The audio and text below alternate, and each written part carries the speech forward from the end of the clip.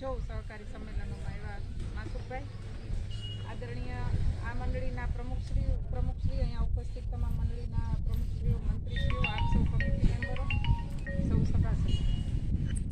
આમ તો જાજુ બોલવાનું ન હોય, સાહેબ કહેશે, પણ અહીંયા આવીને હું તો ગયા વર્ષે આવી હતી. એટલે સથરા ગામમાં તો અમારો બહુ જૂનો નાતો છે ત્યારનો. હું 4 વર્ષની હતી ત્યારનો, કારણ કે સથરા સત્યનારાયણ વિદ્યાલય અમારા ટ્રસ્ટ નીચે સૌ પ્રથમ શાળા સ્થાપના થઈ હોય મારા ફાધરના હાથે. તો સત્યનારાયણ વિદ્યાલય સથરા 71, અને એમણે વિકસાવી, ખૂબ બિલ્ડિંગો બાંધ્યા. મનુભાઈ જાનીને ગામને સાથે રાખીને શિક્ષણનું એવડું મોટું કામ કર્યું. એના લીધે પરબતસિંહ ફુવા મારા અહીંયા હતા, મારા ફૈબા અહીંયા રહેતા. એટલે આ ગામ સાથે તો બહુ જ જૂનો નાતો. ખાલી મારે પૂછવું પડ્યું કે અત્યારે પીપળલા રોડે કઈ બાજુ આવવાનું, કારણ કે ગામ એવડું મોટું થઈ ગયું છે, ઘણું નાનું ગામ હતું. એટલે આ મંડળી તો આપણે સૌ જોઈએ છીએ, જિલ્લા આખામાં વખણાય છે. મેં સાહેબને પણ કીધું સાહેબ એકવાર એની મુલાકાત લેવા જેવી છે. જ્યારે અમારા બોર્ડમાં ભાઈ ઉપપ્રમુખ સાહેબ આવ્યા હતા, વારંવાર રજૂઆત કરે. બેંકના વહીવટની પણ એમને ચિંતા હોય, એમની મંડળીની તો ચિંતા હોય જ તે. તો એવી એક સારી નમૂનેદાર મંડળી છે. એટલે અમારી બધાની ફરજ હોય કે અહીંયા આવીએ. નબળી મંડળી હોય તો ત્યાં પણ અમારી બોર્ડની ફરજ છે કે અમે જઈએ અને ત્યાં એને એ રીતે ઉપયોગી થઈએ. અને સારી મંડળી હોય તો એના આમંત્રણને માન આપીને એને પ્રોત્સાહન મળે. એટલે અમારા બોર્ડે જવું જોઈએ. એ માટે આજ સાહેબ પણ આવ્યા છે. તમને બધાને અને તમારા કાર્યવાહકોને, તમામ કમિટી મેમ્બરોને, પ્રમુખશ્રી, ઉપપ્રમુખશ્રી, મંત્રી, બધાને ખૂબ ધન્યવાદ.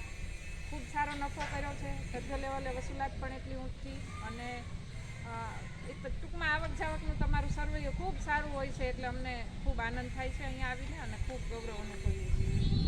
તમારા જે કાંઈ પ્રશ્નો છે એ સાંભળ્યા કે ભાઈ અમુક ખેડૂતો છે એ અહીંયા 3 લાખ મળે છે, પણ 2 સિઝનનું બીજી બેંકોમાં આપે છે 6 લાખ.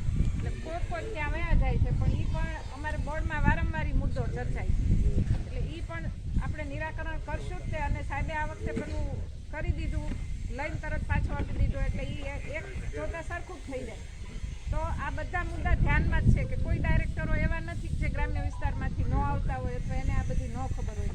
પણ જેવી રીતે 13 વર્ષના હાવ ડૂબી ગયેલા વહીવટવાળી બેંક આવી અને જે સાહેબે 2 વર્ષમાં મહેનત કરીને જે રીતે એને ટોચ ઉપર લાવી દીધી, એ આપણા બધા માટે, સૌ માટે એક સારી બાબત કહેવાય. ડિવિડન્ડ પણ નહોતું મળતું.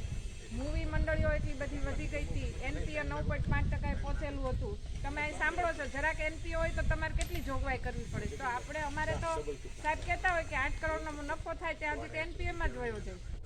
એટલે આવા બધા પરિબળો વચ્ચે પણ આપણે ખૂબ આગળ આવી ગયા છીએ. એ આપણા જિલ્લા માટે, ગામ માટે, સેવા સહકારી મંડળી અને છેવાડાના ખેડૂત માટે એક બહુ સારું પાસું છે.